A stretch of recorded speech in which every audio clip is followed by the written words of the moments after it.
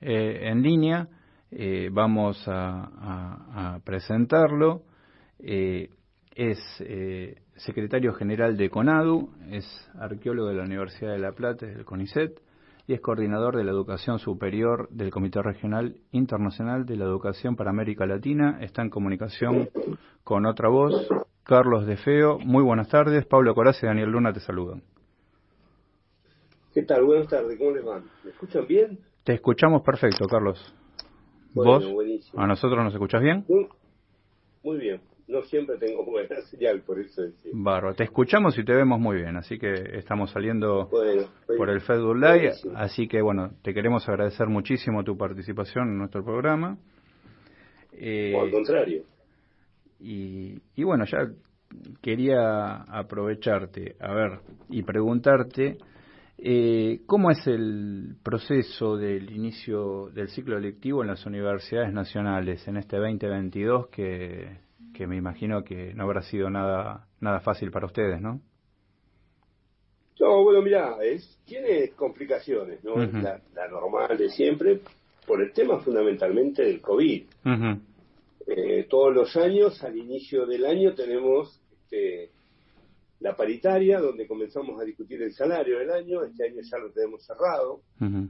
Una negociación bastante rápida y que la cerramos el 15 de marzo con un acuerdo que para nosotros está en el marco de lo que se discutió en la paritaria nacional docente y el acuerdo de un aumento salarial en sintonía con los demás, ¿no? Y que también refleja un poco la situación de crisis, la situación complicada que hoy estamos. Nosotros veníamos del año pasado de una situación complicada, finalmente cerramos una paritaria por el 50%, entonces este año lo primero que hizo fue a ese 50% se le adicionaron 3 más para llevar el aumento salarial del año pasado al 53%, de manera de no solamente haber equiparado la inflación, sino haberla superado en 2 puntos, lo cual está muy bien, porque nosotros venimos de la época del gobierno de Mauricio Macri, donde hubo una pérdida muy importante, el salario están al 20%, después se mantuvo durante estos 2 años, pero bueno, era necesario comenzar a recomponerla, tal cual lo estaba expresando como un compromiso el propio gobierno nacional, en palabras del presidente, el ministro de Educación, en fin. Así que bueno, hubo esa recomposición, después hubo un cierre del paritario para este año, que atendiendo a la situación grave, se hizo a la poca previsión que tenemos en este año económico, el acuerdo con el fondo, la situación de crisis, bueno, la guerra, el commodity, en fin, todo esto, situación muy difícil, un acuerdo salarial del 41%, con que termina en el mes de septiembre con una revisión. O sea, tenemos un aumento muy grande, una cuota mayor en el primer de marzo, se va a cobrar a fin de mes del 13%, más el 3% que se adiciona por lo del año pasado. En el mes de junio vamos a tener un 12%, se va a sumar al medio aguinaldo, o sea, este 25% de aumento va a estar en ese medio aguinaldo, 6% en septiembre, 6% en agosto y 10% en septiembre. De manera tal que llegamos a un aumento del 41%, que es, bueno, la paritaria nacional estableció para este año, bueno, fueron 45, 5 fueron de recupero el año pasado, 40 para este año, que nosotros estamos en 41, así que estamos en la sintonía con esos aumentos, y lo que más o menos está cerrando también estatales, y no solamente a nivel nacional, sino en las provincias. Así que bueno, y en septiembre hay un monitoreo constante, de manera tal de que si hay una disparada muy fuerte de la inflación, en cualquier momento del acuerdo se comienza a rediscutir, y si no, llegaremos a septiembre, y en septiembre haremos una revisión y programaremos lo que queda en los últimos 3 meses del año, octubre, noviembre y diciembre. Qué bueno eso lo que planteaste, porque no todos los rubros digamos, obtuvieron un porcentaje mayor al de la inflación, digamos, ¿no? Entonces, es importante justamente para que el trabajador no tenga esa pérdida de poder adquisitivo que justamente antes de comunicarnos con vos estábamos hablando acá con mi compañero Pablo Corazza. Claro, fue un compromiso de parte del gobierno nacional. Nosotros lo único que hicimos fue reclamárselo, le habíamos pedido un 4%, finalmente el gobierno, negociamos, llegamos a un 3%, lo cual fueron 2 puntos encima. Tampoco, nosotros perdimos cercanos a 20 puntos. En la época del gobierno de Néstor Kirchner, nosotros veníamos con una pérdida enorme de salario de todos los años del menemismo, no teníamos un aumento salarial, creo que desde el año 91, y estábamos en el 2003, y empezamos muy lentamente, y esto nos llevó varios años reconstruir el salario, la estructura interna del salario, o sea que nosotros no tenemos ninguna adicional, cobramos solamente el básico, la antigüedad y el título, y en eso está conformado el salario, lo cual es una gran cosa, porque si nosotros hablamos del 10% de aumento salarial, o del 12%, o de lo que fuere, eso es directamente el aumento. Después no hay que hay una zona, hay una parte que no se calcula, que está en negro, que son, qué sé yo, presentismo, útiles, o en fin, cosas que se cobran de muchos lugares. Nosotros no tenemos absolutamente nada de eso, lo cual es muy bueno también para nuestros compañeros jubilados, porque se calcula directamente sobre el salario de una actividad. Tenemos bueno, lo mismo que el resto de los docentes y los investigadores, tenemos una ley con el 82 para docentes y 85 para investigadores, que tienen la movilidad del que está en actividad, con lo cual es muy bueno porque le mantiene el salario una vez que porque si no después viste que se jubilan y dicen, no, esta suma no es remunerativa, esta no va al cálculo del salario, esta no va para el aumento, esta no va para la jubilación. Nosotros no tenemos, y eso la verdad se lo tenemos que agradecer a los gobiernos, sobre todo al de Néstor Kirchner, porque bueno, el de Cristina lo que hizo también fue seguir aumentándolo y llegar en el año 2015 a uno de los aumentos más altos que tenemos desde la vuelta a la democracia, ¿no? Después, bueno, cayó el gobierno de Macri, tuvimos 4 años que todo el mundo conoce lo que pasó, pero bueno, hemos peleado también mucho esos años y logramos mantener bastante en alto el salario, igual como el resto de los trabajadores tuvimos pérdida, ¿no? No, obviamente. Claro. Con relación y el otro tema... Sí. No, dale. No, el otro tema que tenemos ahora, que es la cuestión de la presencialidad después de 2 años de virtualidad en las universidades, producido por la pandemia. Esto es un tema importante porque en 2 años nosotros, si bien mantuvimos las clases, porque se hicieron las clases virtuales, al principio muy difícil porque no estábamos acostumbrados, todo el mundo en Argentina, salvo algunos lugares y en algunas áreas como los posgrados, y en algunas universidades las clases virtuales a distancia eran prácticamente desconocidas, nosotros hacíamos todo presencial. Pasar de un día para el otro, como fue esto, a tener que dar las clases virtuales, fue un golpe y costó trabajo a muchos compañeros, pero la verdad que después de 2 años logramos mantenerlo. Esto igual no es que salimos enteritos de esto, ¿no? Digo, hubo muchos problemas, muchos alumnos se perdieron, sobre todo aquellos del sectores más vulnerables, el tema de conectividad, el tema de equipo, es un tema importante. Si no todos tienen una computadora, no todos tienen o viven en lugares o tienen la posibilidad de pagar una conexión de internet.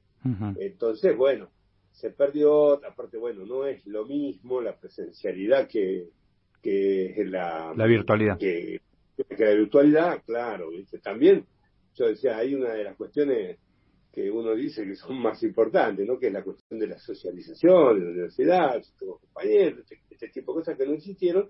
Así que era imperioso volver a la presencialidad.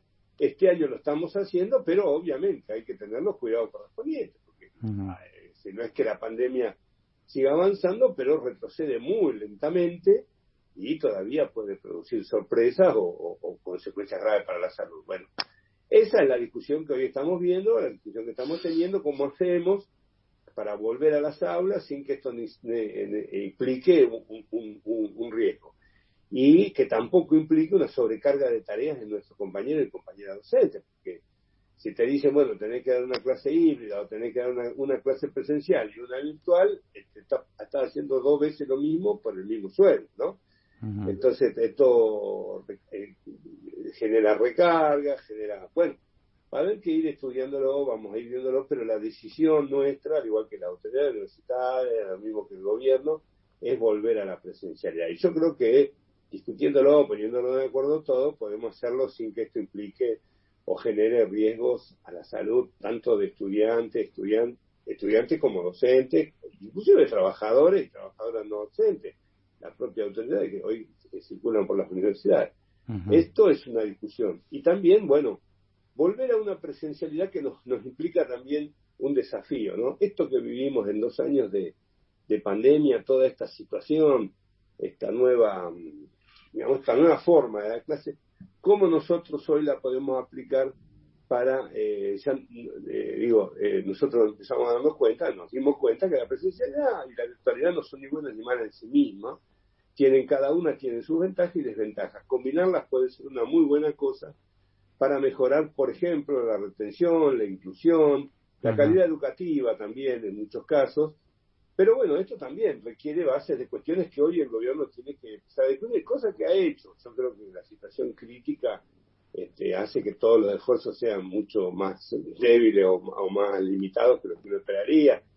Pero, por ejemplo, el tema de los equipos, los planes Conectar Igualdad, para que los jóvenes de menores recursos tengan una computadora, aquello que se había hecho con tanta fuerza en la universidad en los años de los gobiernos de Néstor y Cristina Kirchner, que después el gobierno de Mauricio Macri cortó, y que hasta ahora no sabía, puede volver a hacer. Este año se está empezando a volver a hacer, empezar muy lentamente, obviamente, porque esto requiere preparar todas las licitaciones, que los equipos estemos, pero bueno, se está empezando a hacer, mejorar las becas. Yo creo que las universidades también tienen que desarrollar programas propios de software, porque por ejemplo, bueno, esto que estamos usando es un Zoom, eso hay que pagarlo, y tiene su alcance económico. Claro. Entonces, como todos, no hay públicos, entonces es necesario que las universidades que están en condiciones de hacerlo, no tengo ninguna duda, tenemos mucho desarrollo la Argentina en temas software, y la universidad no es un lugar alejado de eso, que también puedan empezar a trabajar en la generación de estos programas que pueden servir muchísimo para estas tareas. Justamente vos sabés que tocaste ese tema y me parece que el más apropiado para hablar de ese tema es Pablo, mi compañero Pablo, y justamente en el programa pasado tocamos ese tema, ¿no? De la creación de las plataformas propias. Pero bueno, Pablo, a ver, comentale sí, vos la idea.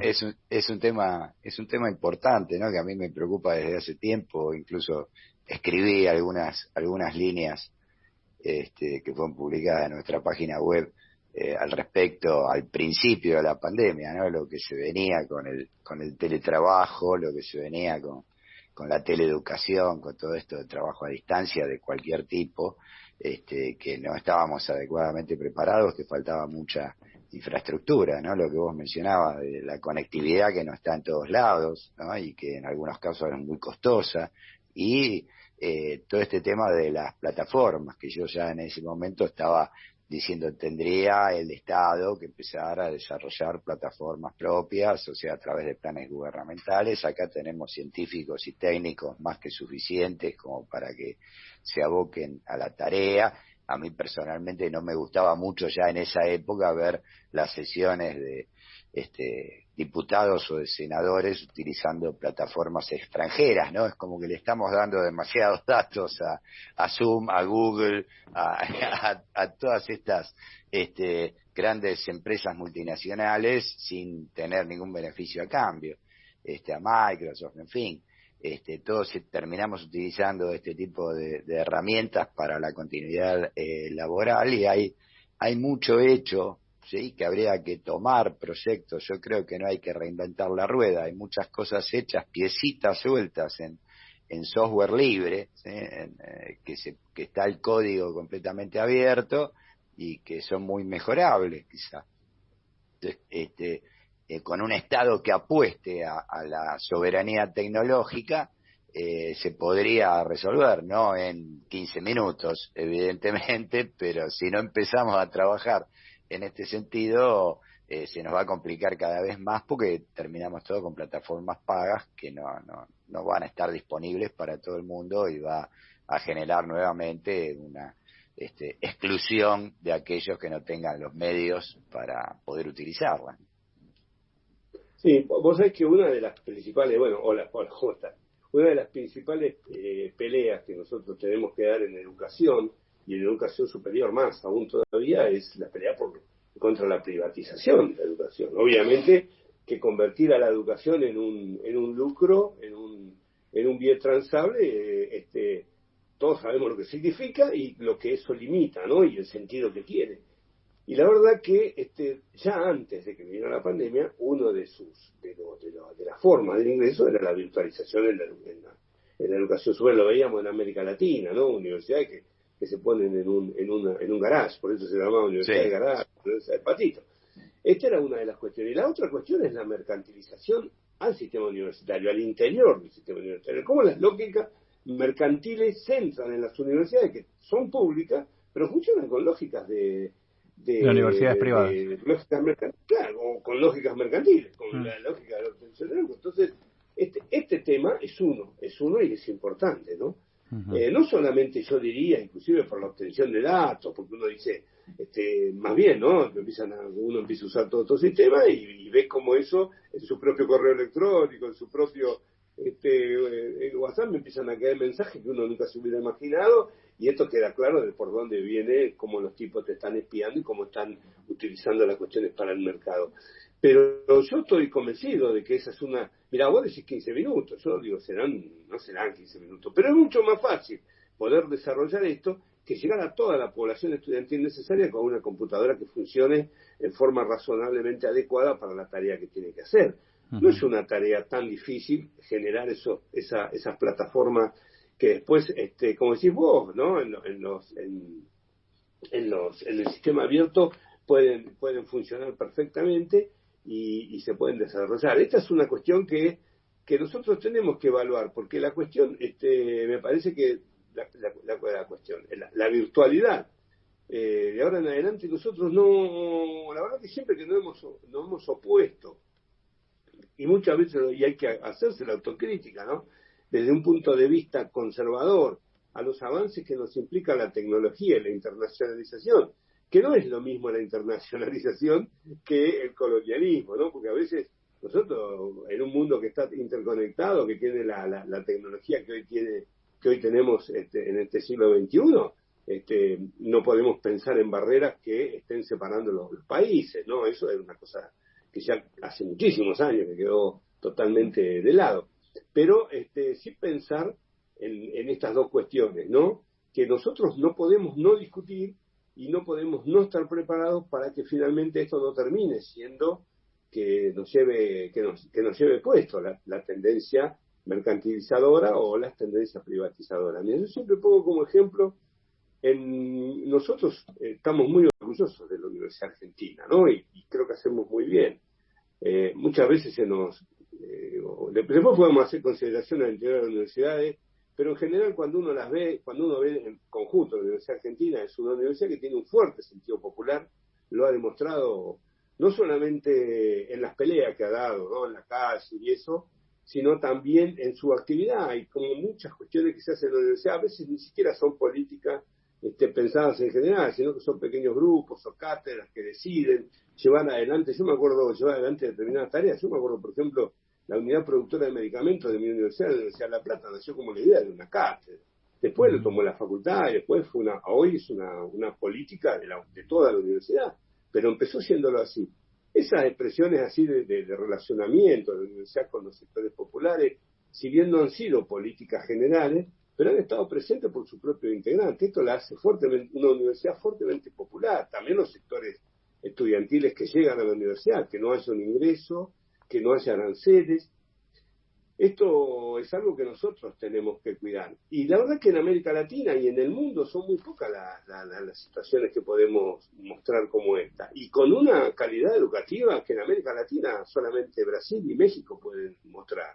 La misma capacidad o el mismo calidad educativa e investigación que tiene la Universidad Argentina, solamente esos dos países. Y cuando uno mira esos dos países, México menos, pero Brasil mucho más, vos ves cómo la universidad pública es una universidad fuertemente elitista. Para llegar a la universidad pública tenés que rendir exámenes tan difíciles y después tan difícil mantenerse dentro, que solamente aquellos sectores de clase media muy acomodada pueden pasar los exámenes de ingreso, que aparte tienen que ir a institutos previos donde pagan un montón de dinero para poder aprobar, y eso hace que los jóvenes y las jóvenes de menores recursos terminen yendo a las universidades privadas. Y las universidades privadas obviamente tienen muchísima menos calidad a la hora de elegir las empresas, y el Estado, sus profesionales eligen de la universidad pública, pero que justamente son universidades que reproducen por la capacidad, digo, no más allá de que la universidad también tiene sus exponentes muy progresistas, a los cuales nosotros conocemos, ayudamos, trabajamos juntos, pero la verdad que la universidad como universidad reproduce mucho el sistema gobernante. gobernante imperante. Nosotros creo que en eso la Argentina tiene un futuro mucho mejor si puede aprovechar estas cuestiones, si es capaz de discutir esto sin ponerse en cuestiones conservadoras. Yo siempre digo, nosotros tenemos una ley de educación superior que hay que mejorar. No toda, pero tiene grandes partes que yo criticaría mucho. Yo en esa época era docente hace pocos años, fue votada la ley de educación superior. Yo me acuerdo que nosotros nos oponíamos en todo, desde una visión que finalmente fue conservadora porque la gente quería el cambio. Y dentro de la universidad, más allá de los sectores estudiantiles que la pelearon muchísimo, resistieron a la ley de educación superior, una vez que se votó, después la ley entró como un balazo dentro de la universidad. Y en los años del menemismo, nosotros vemos programas, como programas de incentivos, un programa que le daba un adicional salarial, que en esa época era muy importante, a los docentes que hicieran investigación.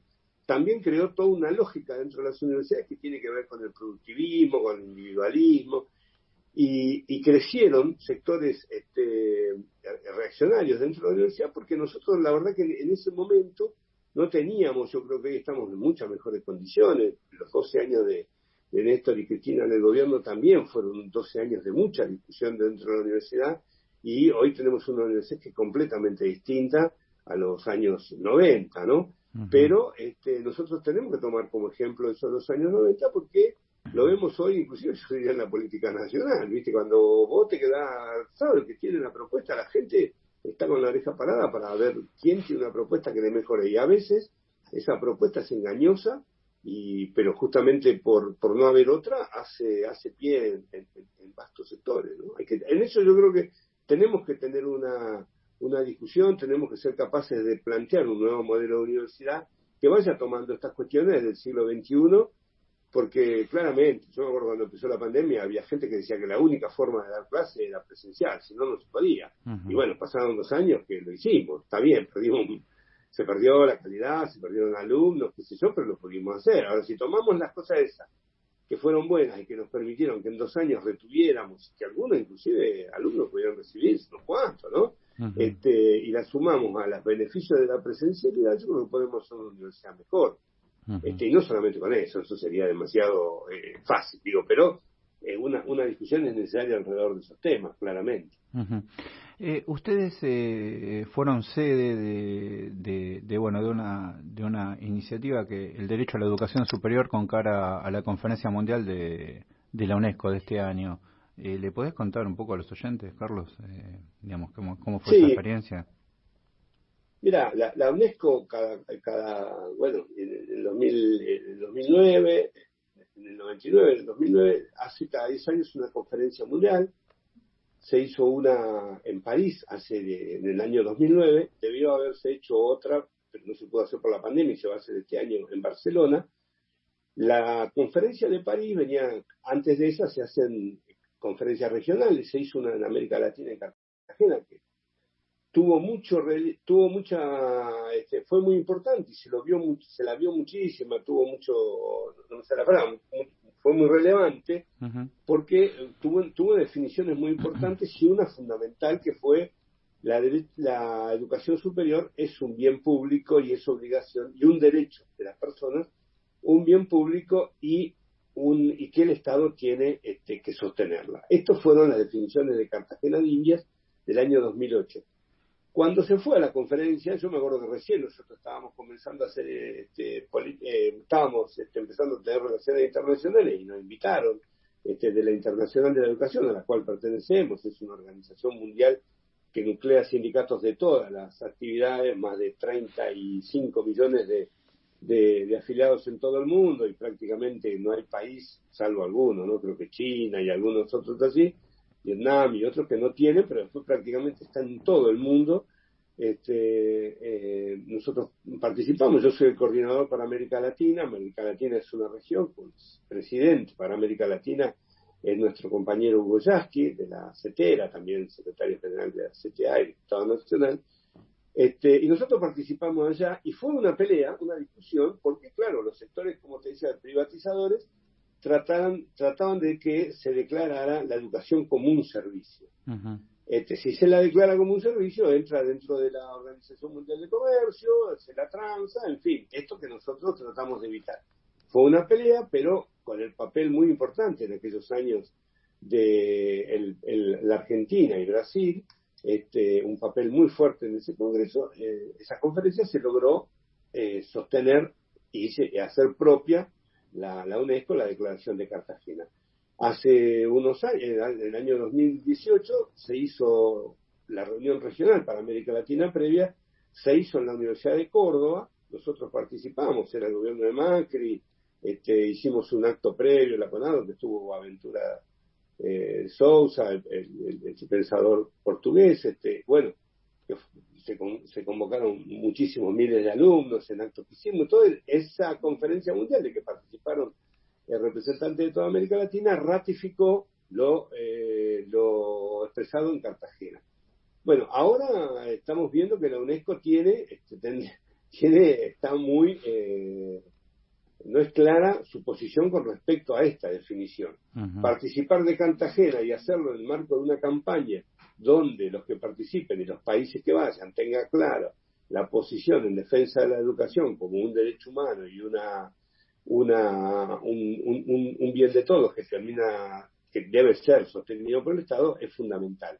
Por eso hicimos este encuentro y estamos haciendo desde CONADU, esto se hace en el mes de mayo, finales de mayo en Barcelona. Lanzamos el otro día una campaña regional en América Latina en defensa de la educación, contra la privatización, contra la mercantilización, y que la universidad debe ser un derecho de los pueblos. Uh-huh.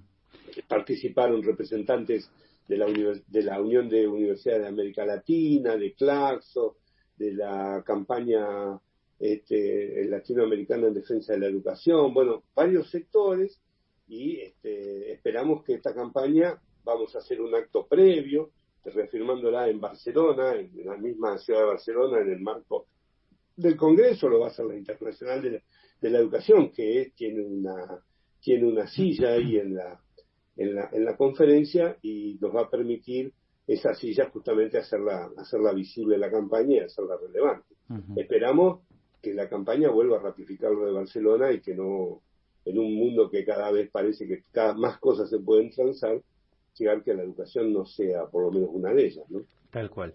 Y te quiero hacer la última y agradecerte tu participación, Carlos, en nuestro programa. Estuvimos hablando, bueno, del acuerdo con el fondo. Vos ahora hablaste de recortes, y ya sabemos cómo es históricamente el tema de los pedidos y los arreglos del Fondo Monetario Internacional con relación al tema de la educación, cultura, la parte social, digo. ¿Qué análisis ves? ¿Pensás que puede ser uno de los temas solicitados por el fondo, el tema del recorte básicamente a la actividad de ustedes? Mirá, nosotros, ya te digo, yo pienso lo mismo, ¿no? Siempre lo que todo el mundo piensa. No hay acuerdo bueno con el Fondo Monetario, Uh-huh. Por lo menos la experiencia de la Argentina y es la experiencia que vemos en todo el mundo, ¿no? Uh-huh. Esto no es bueno. Yo creo que también en estas condiciones en las que estábamos, tampoco era muy difícil no firmar un acuerdo con el fondo. Creo que también es un acuerdo que nosotros tenemos que hacer que ese acuerdo sea discutible. Digo, me parece que no podemos permitir que eso termine siendo una cuestión cerrada. Si bien hoy el acuerdo con el fondo, por lo que hemos visto, tiene cuestiones que están abiertas, lo de ciencia y tecnología, lo de la reforma laboral, que sería muy importante que no se produzca, digo, ¿no? Uh-huh, claro. El tema de las reformas previsionales, en fin. Pero me parece que yo creo que es un tema que nosotros tenemos como organizaciones, en el caso nuestro sindical, pero me parece que todas las organizaciones populares, que tener que pelear el sentido de ese acuerdo. Me parece que no podemos dejarlo en manos o los burócratas del Fondo Monetario o un acuerdo que desde el Estado se maneje de una forma en que no sea discutido por el conjunto. Uh-huh. Me parece que nosotros llegamos a una situación que yo entiendo que había que firmarlo, el acuerdo. También entiendo que estuvieron 2 años en los que nosotros ni siquiera sabíamos en la ciencia cierta, no me refiero al conjunto de la población. ¿Qué tipo de negociaciones se llevaban a cabo? qué negociaciones se estaban llevando a cabo, no trascendían. Me parece que esa cuestión tiene que cambiar. Hay una cuestión que quiero resaltar. Nosotros cuando vamos a una negociación salarial, hacemos una negociación que es muy buena para nosotros. De hecho, más del 75% de nuestros afiliados aprobaron la negociación no solamente como la única posible, digamos, como algo razonable dentro del contexto, sino que algunos la vieron como buena. La verdad que nos llamó la atención en muchos años que no discutíamos una paritaria así.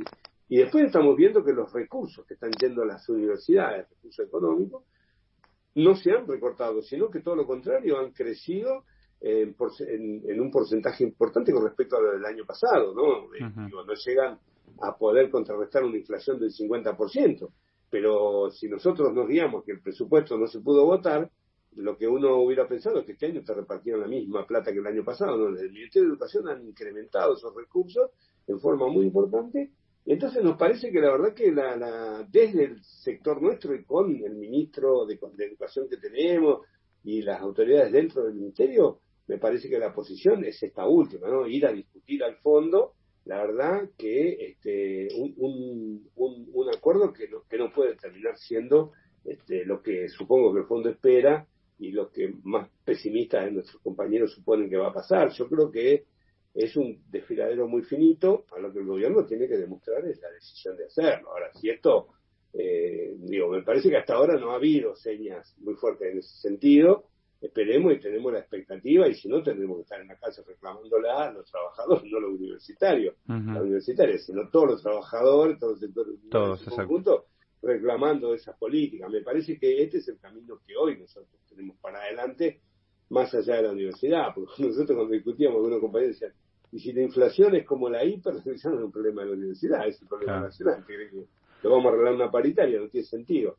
Yo creo que lo que hay que hacer es eso, hay que, me parece que tenemos hitos por delante donde nosotros tenemos que expresar nuestro parecer con respecto. Me parece que hay muchas cosas para hacer, pero que el gobierno tiene que tener claro que la inflación se tiene que detener, que las tarifas no tienen que aumentar, que el empleo formal tiene que aumentar, que los salarios tienen que aumentar más que la inflación, tanto de públicos como de privados, y después las políticas que se hacen necesarias para lograr eso, bueno, para eso están los técnicos y nosotros ahí estaremos apoyando o estaremos rechazando, estemos de acuerdo.